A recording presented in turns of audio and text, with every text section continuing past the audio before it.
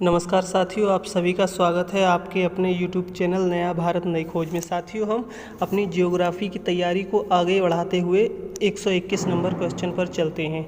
121 number question है, मरुस्थलीय भागों में गुम्बद के आकार के कठोर चट्टानी टीले क्या कहे जाते हैं? तो साथियों, ये कहे जाते हैं इंसेल वर्ग। ठीक है, अगला देखते हैं, शैल पीठिका के निर्माण में सर्वाधिक प्रभाव किसका रहता है? तो ये साथियों रहता है अपघर्षण का। ठीक है, शैल पीठिका में अपघर्षण का रहता है। अगला है, कतारा नामक पर्वत गर्त कहाँ स्थित है? तो ये स्थित है साथियों सहारा मरुस्थल में। सहारा मरुस्थल में ये गर्त स्थित है। अगला है, वायु निक्षेपण से निर्मित चंद्राकार वालुका स्तूप क्या कहे जाते हैं? तो साथियों, ये कहे जाते हैं बरखान। जैसा कि आप ये चित्र में देख रहे हैं, ये बालू का ढेर है, ये चंद्राकार की स्थिति में है, इसे ही बरखान कहते हैं। अगला है, मरुस्थलीय भागों की सतह पर बिखरे त्रिफलक या चतुष्फलक जैसी स्थलाकृति के शिलाखंड क्या कहे जाते हैं? तो ये साथियों कहे जाते हैं ड्राई कैंडर।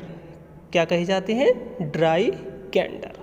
अगला देखते हैं हम इसी प्रकार 126 नंबर, यारडंग बनने का प्रमुख कारण क्या होता है? तो ये प्रमुख कारण होता है इसका हवा का अपर्दन। ठीक है, हवा का अपर्दन यारडंग बनने का प्रमुख कारण है। अगला है, पवन अपर्दन द्वारा नहीं बनता है। तो पवन अपर्दन द्वारा क्या नहीं बनता है? तो साथियों नहीं बनता ये बालू का स्तूप, जैसा कि आप ये देख रहे हैं।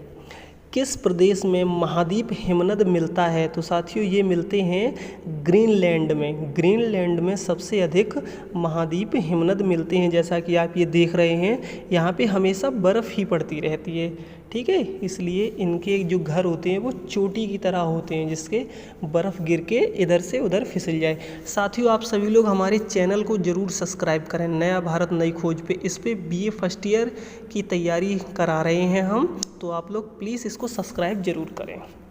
अगला देखते हैं, हिमानी अपर्दन से निर्मित स्थलाकृति है, तो वह क्या है? तो वह है साथियों हिमगर्त। जो हिमगर्त है वह हिमानी अपर्दन से निर्मित स्थलाकृति है। अगला है 130 नंबर, हिमानी निक्षेपण से निर्मित स्थलाकृति है, तो वह है साथियों ड्रमलिन। अगला देखते हैं, श्रृंग एवं पुच्छ का निर्माण परिणाम है, तो ये किसका परिणाम है? हिमानी अपर्दन का। ठीक है, अगला है 132 नंबर, विश्व का सबसे ऊंचा ज्वालामुखी कौन सा है? तो साथियों, विश्व का जो सबसे ऊंचा ज्वालामुखी है वह है कोटोपैक्सी। जो कोटोपैक्सी ज्वालामुखी है वह विश्व का सबसे ऊंचा ज्वालामुखी है। अगला देखते हैं 133 नंबर, लोकटक झील किस राज्य में स्थित है? तो ये साथियों जो लोकटक झील है ये स्थित है मणिपुर राज्य में। मणिपुर राज्य में लोकटक झील स्थित है। अगला है साथियों 134 नंबर, आलमटी बांध आलमटी बांध किस नदी पर बना है? तो ये साथियों बना है कृष्णा नदी पर।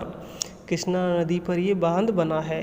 अगला है 135 नंबर, भेड़ पीठ, ये भीड़ लग गया, सॉरी साथियों भेड़ है।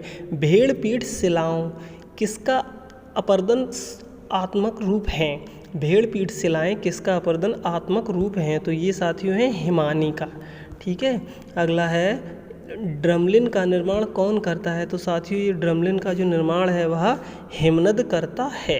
अगला है, यू आकार की घाटी कहाँ बनती है? तो साथियों यू आकार की घाटी बनती है आइस क्षेत्रों में, जैसा कि आप ये तस्वीर में देख रहे हैं।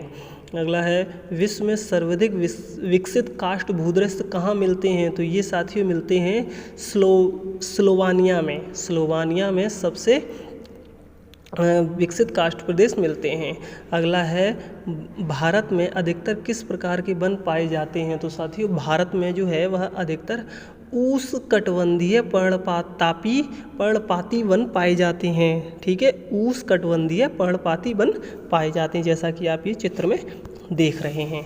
अगला है, भारत भूमध्य रेखा के अंतर में किस अक्षांश के बीच स्थित है? तो साथियों ये है 8 डिग्री सेल्सियस 4 से 37 डिग्री सेल्सियस 6। ठीक है, जैसा कि आप ये चित्र में देख रहे हैं। ठीक है, इसको आप बड़े ध्यान से आराम से देखिए। अगला है भारत में बॉक्साइट का सर्वाधिक उत्पादन किस राज्य द्वारा किया जाता है? तो ये किया जाता है साथियों उड़ीसा द्वारा सर्वाधिक उत्पादन किया जाता है। अगला है भारत की पहली यूरेनियम खदान किस राज्य पर स्थित है? तो यह स्थित है साथियों जादूगोड़ा झारखंड में स्थित। जो भारत की पहली यूरेनियम खदान है वह किस स्थान पर स्थित है? तो ये जादूगोड़ा गांव है, झारखंड में एक गांव है जादूगोड़ा, उसमें स्थित है। अगला है विश्व में हरित क्रांति का पिता किसे कहा जाता है? तो साथियों अब इसको ध्यान रखना, विश्व में कह रहा है, विश्व मतलब संपूर्ण विश्व में, तो ये है नॉर्मन बोरलॉन्ग। ठीक है, ये आप इनकी तस्वीर देख सकते हैं, नॉर्मन बोरलॉन्ग इनकी हैं।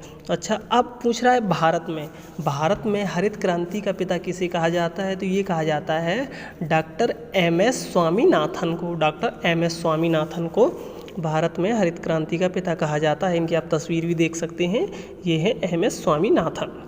साथियों अगला है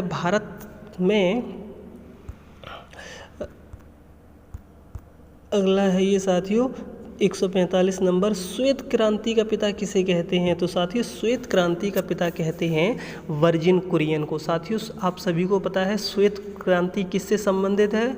तो श्वेत क्रांति दूध से संबंधित है। ठीक है, और इनके पिता हैं वर्जिन कुरियन, इनकी आप तस्वीर भी देख सकते हैं। इसी के साथ साथियों हमारे 145 नंबर भूगोल के क्वेश्चन कंप्लीट हुए हैं। साथियों आप सभी लोग चैनल को सब्सक्राइब करें और वीडियो को लाइक ज़रूर किया करें। आपके लाइक और सब्सक्राइब करने से हमें मोटिवेशन मिलता है, जिससे कि हम आगे और भी वीडियो बनाने के लिए उत्साहित होते हैं। साथियों जय हिंद, जय भारत। आप सभी लोग पूर्ण ईमानदारी और मन लगा के पढ़ाई करें, नकल के भरोसे ना रहें।